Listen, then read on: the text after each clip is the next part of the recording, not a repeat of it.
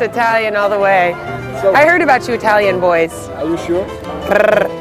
Just kidding. I see. You are a teacher. I'm a teacher. And your name is? Renee? My name is Renee Saint-Amour.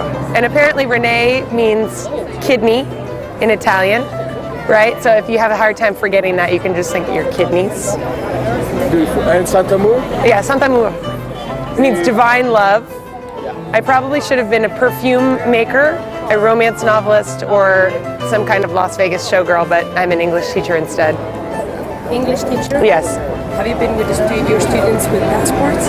I have not, but I have tried. And then September 11th happened, and then now I have to start over. Are you planning for the near future? I am. And the longer I'm here, the more convinced I am, just because talking to people who have traveled with other companies and then traveled with passports, it's obvious that just the quality of the tours and the couriers and the options here are worth it. So people have really good things to say. So basically you're here to test the product. I am. I won this trip at a convention. You won it? I won it in a raffle at a convention. Oh, so we're in front of us the winner lottery. Yes, that's like the first thing I have ever won in my life. You have given it to me. But yeah, I mean, just to test it out, to meet the people. And it's funny because even though I've never taken a trip with passports, I really know the sales representative from my area because he's followed up with me so well on the trip that I was going to take before September 11th and getting ready for this trip and just kind of meeting everybody in the company and seeing how it operates. Which tour are you planning to take? I was actually going to take the Rome and Greece trip. Right, great. So I think that's probably something I would do. Or if I think I want to start with a smaller trip before, so that I can get some experience doing the trips myself. But I'd love to do something that went London, Paris, Rome. Yeah, do the whole thing. Is this your first time to Italy? No, it's not. It's my second time. It's your second time. Yes. Do you think this would be educational with passports for your students? Oh, there's no doubt about it. I think especially, I could see lots of connections as an English teacher, that if I were teaching Julius Caesar, to be able to refer back to a trip like this, or to even bring my own pictures and have kids in the class who have been here, or to be teaching Oedipus and be talking about being in Greece and showing pictures of the, crossing in the road, that those things are all sort of make that literature that seems really old, makes it seem sort of tangible to the kids. It allows them to see that there's still living sort of vestiges of these stories that are really real parts of the world and history and things you can see and touch. And what about teachers? What would you tell them to convince them to take a passport group?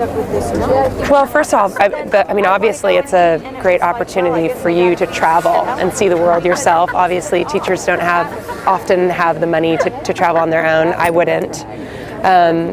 But to experience something like that with your students, I think, shows you a little bit of their perspective too. It lets you know and get to know them in a different way.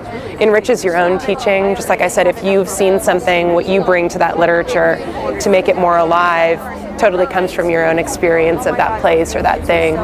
So I could imagine being able to, after having been to London and seen the Globe Theatre, the way I teach Shakespeare is very different. So I think that if you took one of this sort of Shakespeare in London trips with passports, your kids and you are just informed in a different way. Do you know Vatican Museum? I do. What is? What is it? It's right here. Oh, thank you. Good explain. Yes. What is more? I'm going to go see the Sistine Chapel. This. Yeah. And the Pietà, Michelangelo's Pietà, which I love. Which, for some reason brings me to, when I see it, it just makes me want to cry. Yeah? I don't know, you see certain things, certain pieces of art, and they just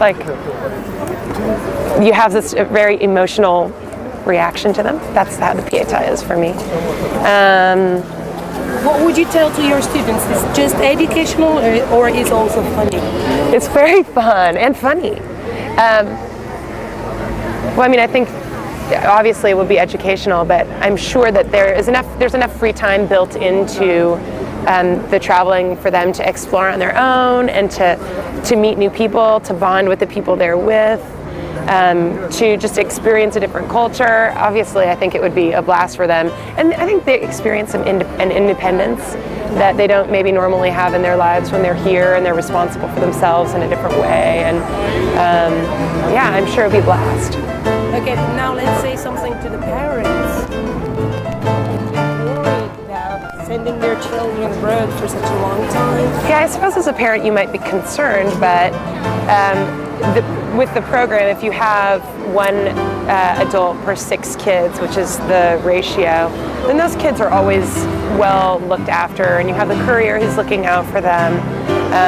You will know where they are at all times, because if they have a certain slot of free time, they'll go and be back at a designated time. But it's not like there are days and days on end where they're free to roam the countryside and be lost in the catacombs of the city or something. And I think that with children, when they're given responsibility, they take it.